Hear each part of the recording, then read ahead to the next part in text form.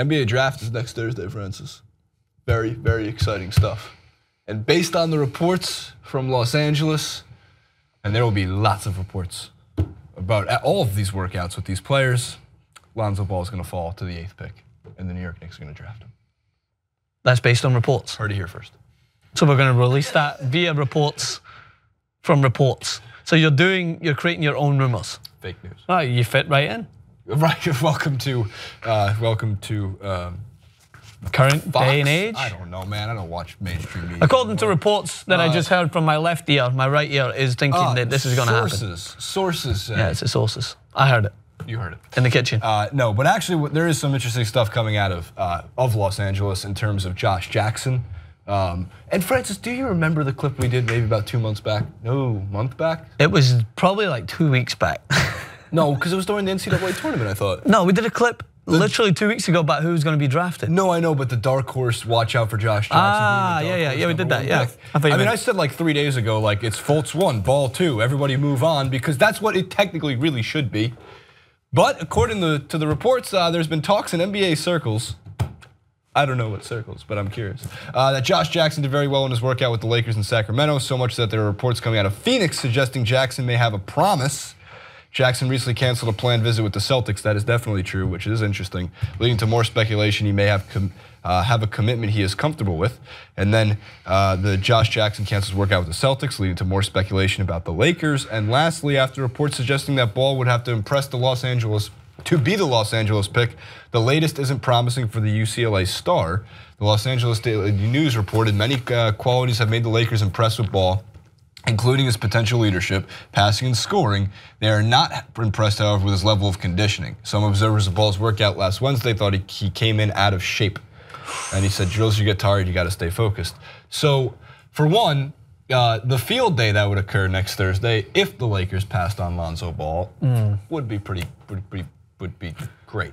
I don't think the Lakers should pass on Lonzo Ball. I know Josh Jackson is elite wing and he could be one of the best prospects, or he is one of the best prospects in the draft and could be one of the best players out of this draft. I mean, you can say that about anybody in the draft. My point being is what Lonzo Ball would bring to a Lakers team that already has scorers like Brandon Ingram ready to rise up and become better at scoring and gets off on them getting their own, as we've talked about.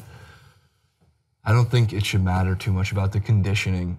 I think what really is happening is LaVar is causing some concerns.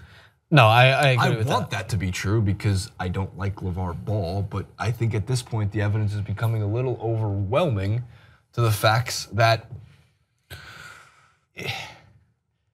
Lonzo made a great joke in a Foot Locker ad. All those games of one-on-one in the driveway where he let me win, just never missing a game. Of course, there's that big day when your dad berates your high school coach in front of an entire crowd for not getting you enough touches.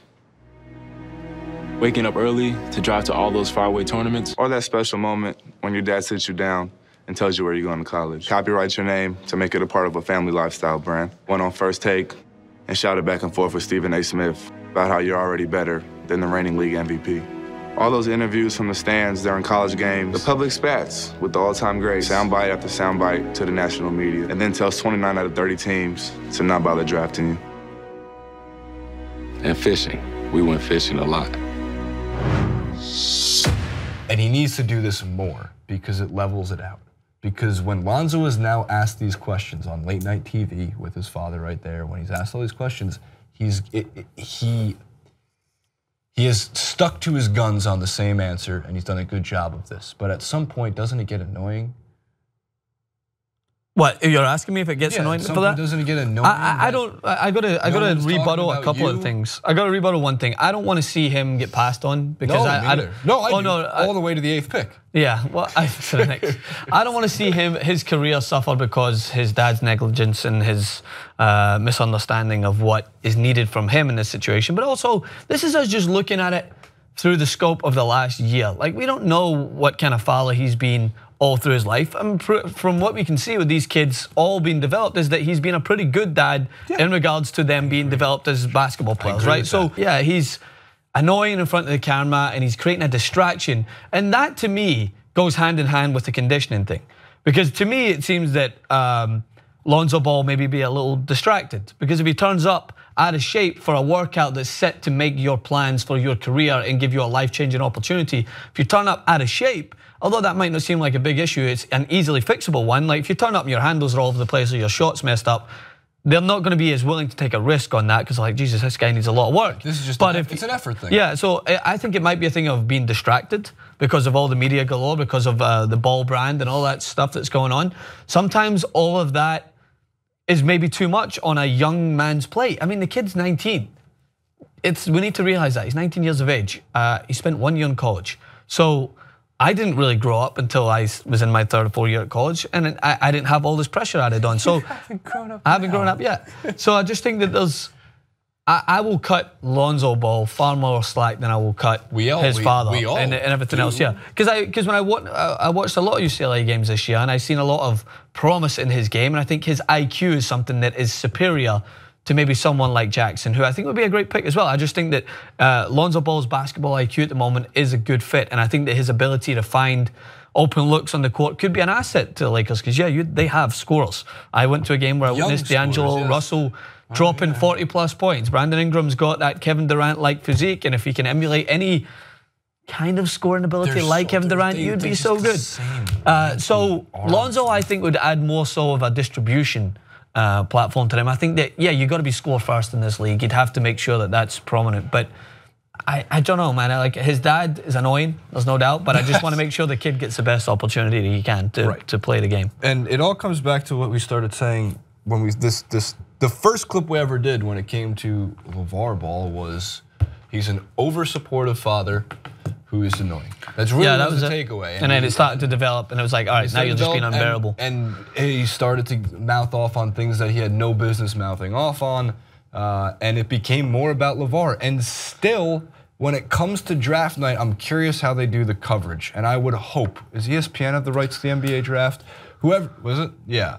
I can't imagine that LaVar Ball won't be on the panel with them, given how they want to get the ratings for it. But my hope would be that it's not LaVar and Lonzo, because once the draft happens and he has a team, it should be just Lonzo. That's the only person of interest. That's the person who's gonna, for one, the entire big baller brand hinges on his success in the NBA.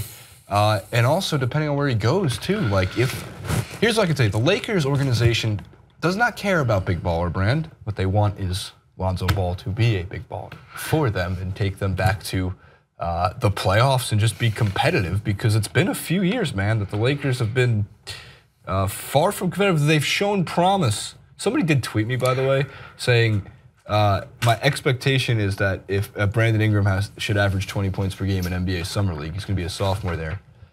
I need to say, if Brandon Ingram doesn't average 20 points per game in Summer League, you have a major problem with Brandon Ingram. He's about to be playing D-leaguers and college kids. Yeah, he needs to be doing that. So draft Lonzo Ball, Lakers, but also be the Magic Johnson, do some magic and find a way to put up a nice barrier between LaVar and Lonzo. Yeah, I agree.